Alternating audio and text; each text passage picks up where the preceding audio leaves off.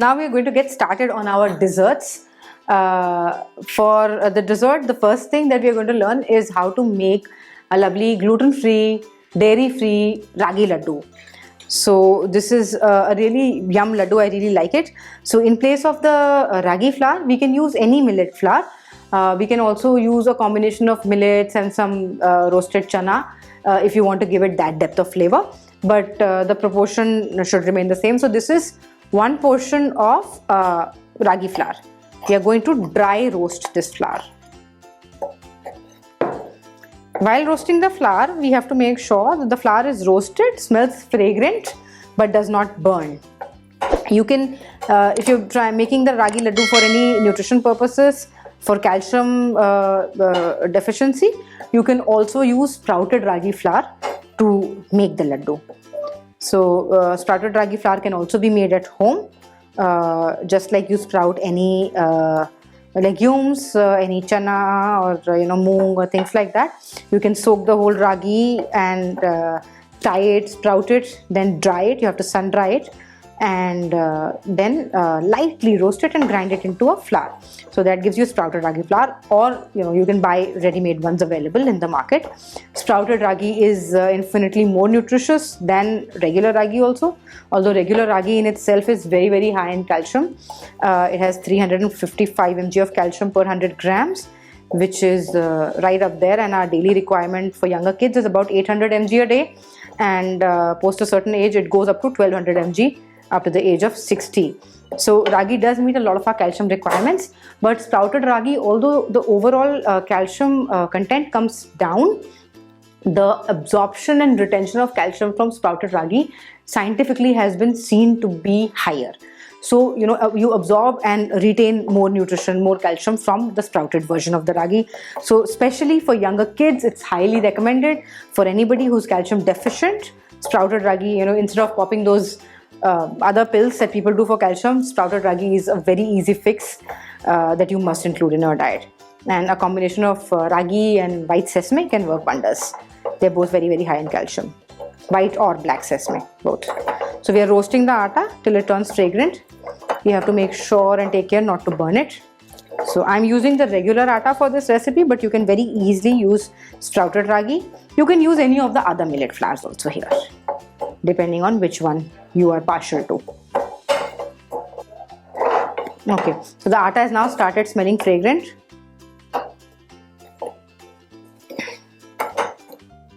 I'm just going to roast it for a couple of minutes more.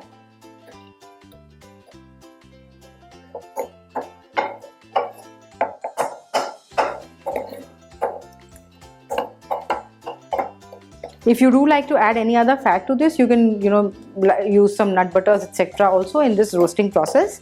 But dry roasting also works well because we are anyway going to be using peanuts and coconut while we are rolling the laddu.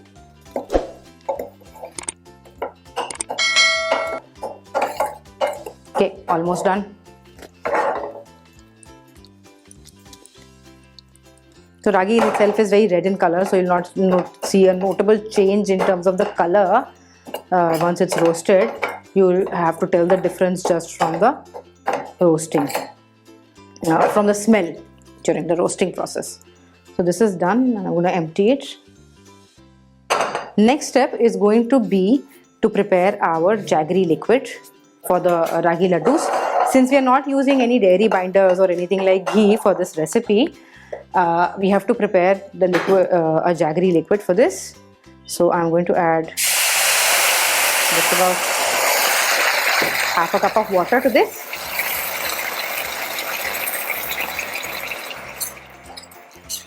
And we're going to melt the jaggery. So that was about 3/4 cup of jaggery and almost an equal quantity of water, because so I didn't measure, but the water was slightly more than 3/4. So you can also add just half a cup of water and that should be enough. On high heat, I'm going to melt the jaggery and bring this to a boil. Now, what we have to be careful of that while boiling, several times you must have heard that it needs to come to like a stringy consistency. We're not going to take it to that consistency. We are going to just boil it till it becomes a little bit honey-like, but not that tight that you need to bring it to that stringy consistency, because once you get to that consistency, once on cooling down, the laddus become very hard. We want it to stay soft to bite as well. So it's just till it becomes like a little bit of a syrup, but so that stringy consistency is when the things start to caramelize. So you have to avoid the caramelization, because then on cooling down it will become very hard. So we'll switch it off just before then. I'm also just going to add our cardamom powder to this mix itself.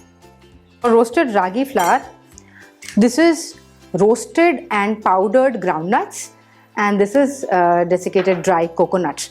So really there is no proportion to this. If you're more partial to coconuts, you add more of them. If you're more partial to groundnuts, you add more of them. It really is your own taste preference. What the proportion typically to use would be 1 cup of the flour and about 3/4 cup of peanut and an equal quantity of coconut. You can increase or reduce it as per your personal taste preference.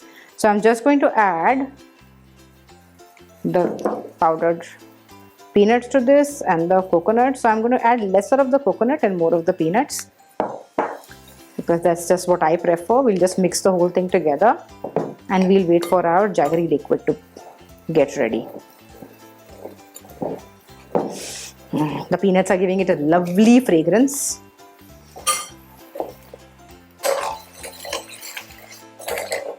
It's still a bit liquidy.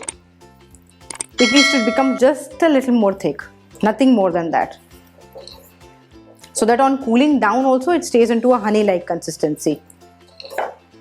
So you have to keep in mind that while it's hot, it's going to be a little more a little more loose, so it's not going to be as viscous as we would like it to be. So we have to give that factor in that bit as well when we switch off the gas. So our jaggery liquid has cooled down.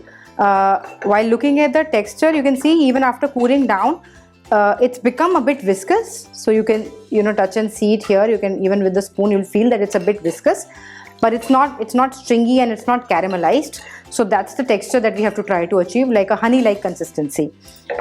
Now typically you're not always sure of the kind of jaggery you get in the market. So once it's cooled down, I'm going to use a sieve to strain it, to remove any chances of impurities going into our laddu. And I have also kept some liquid aside, some of the atta aside. So just so I'm going to mix the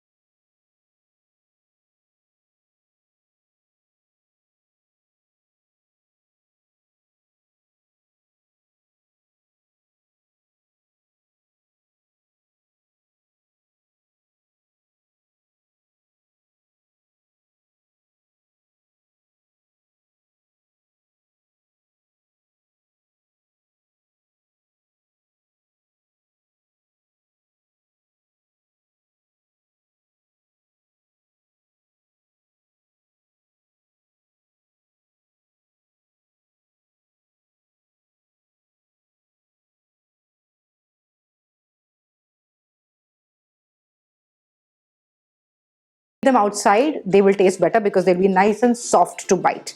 So they're very, very easy to consume that way.